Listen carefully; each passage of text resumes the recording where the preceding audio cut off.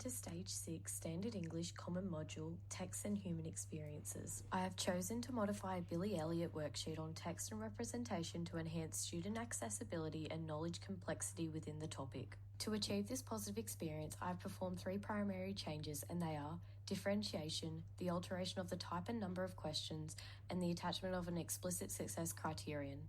The first change is the differentiation of the worksheet. This is evident through the chunking of information as it reduces the cognitive load of a task on students' working memory, and this improves students' ability to process and recall information.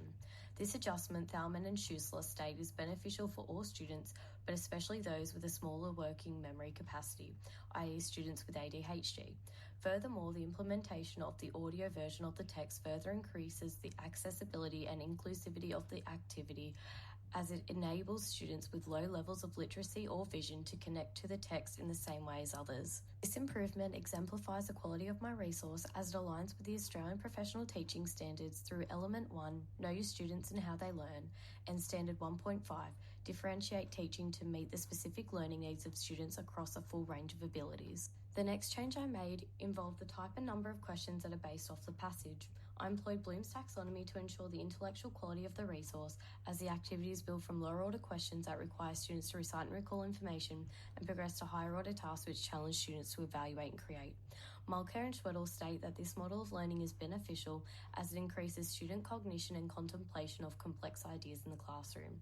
Moreover, Glass's choice theory is integrated through providing students with options for the presentation of their knowledge. For example, an essay or a multimodal presentation. This McDonald states is necessary for students to be involved and flourish. Haberman's pedagogy of poverty is also prominent in the activities, as he states that good teaching is occurring when students are involved in explanations of human difference and planning what they will be doing. This is apparent as difference is the crux of the worksheet and student choice in the activities is evident. Finally, NEDS Grade 8 is implemented through the activities connecting to students personally, which is evident in the collage activities as it marries content and students' sense of individuality to make the information matter.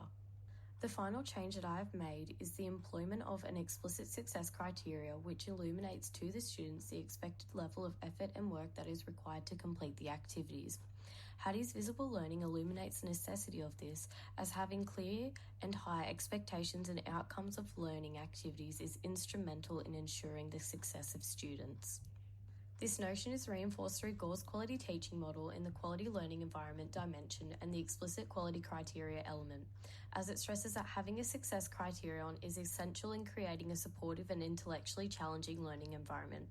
It also helps scaffold and guide the quality of understanding that students will obtain from an activity, thus setting a high and explicit standard will ensure an exemplary level of student understanding. Ultimately, the pre-existing resource has been transformed into an inclusive and accessible worksheet through the implementation of differentiation, the alteration of the type and number of questions, and employing an explicit success criterion.